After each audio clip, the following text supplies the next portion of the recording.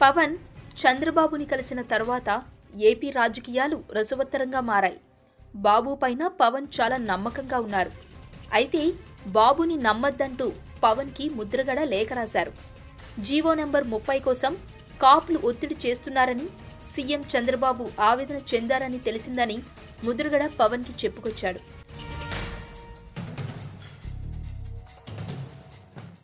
7 నెలల్లో కాపులకు రిజర్వేషన్లు కల్పించి తమ హామీ నెరవేరుస్తామని చెప్పిన సీఎం చంద్రబాబు మాట తప్పారని కూడా లేఖలో పేర్కొన్నారు. ప్రభుత్వ హామీలు నీటి మూటలేనని, చంద్రబాబు అబద్ధాలను నమ్మద్దని ముద్రగడ ఆ లేఖలో సూచించారు. చంద్రబాబుతో స్నేహం చేసి మీ పరపతి పోగొట్టుకోవద్దని కూడా చెప్పారు.